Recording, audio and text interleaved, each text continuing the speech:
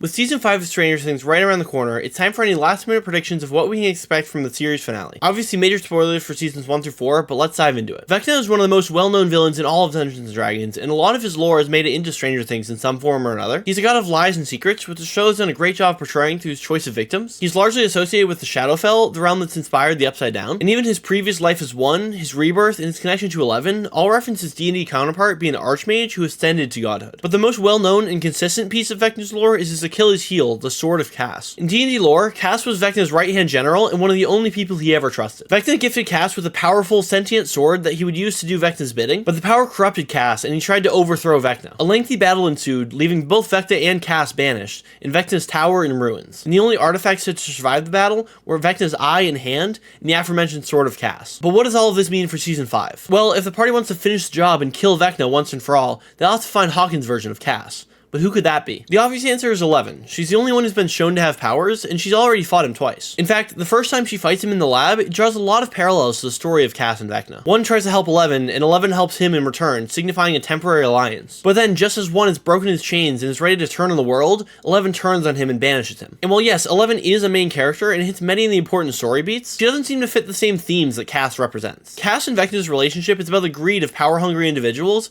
escalating to a point that it destroys them both. And while Vecna does steal 11's power to open the gates, she initially helps him out of kindness. So I've just never felt that narrative quite worked for 11, but let's look at some other options. Eddie fits the mold in a way that would offer a very different spin on the story of Cass. Rather than an equally bloodthirsty killer who took down Vecna out of greed, Eddie sacrifices himself to ensure his friend's safety. But by the end of Season 4, most of Hawkins still hates Eddie and blames him for everything that happened. So from the town's perspective, Eddie being Vecna's downfall would at least look like them turning on each other. But the biggest argument for Eddie coming back is that he's a fan favorite, and I can't imagine a world where he doesn't at least make an appearance. The problem is, if they don't handle his return well, it would undermine the sacrifice and his final moments with Dustin, which is the inherent problem with fake-out deaths. And as much as I love the idea of a more heroic take on Cass, I think there's another option that fits even better. Maybe 11 wasn't so far off. Maybe Cass could be another member of the core party. Someone who's already fought Vecna and who ended Season 4 with a cliffhanger of her own sacrifice. Season 5 will clearly focus heavily on Max and figuring out if she's even alive. So it would definitely make sense for her recovery to deliver the final nail in Vecna's coffin. And yes, I do believe Max will play a pivotal role in Vecna's demise, possibly even fully sacrificing herself to kill him. But I don't think she's Cass. She's never been depicted as an ally to Vecna or the Elder Brain,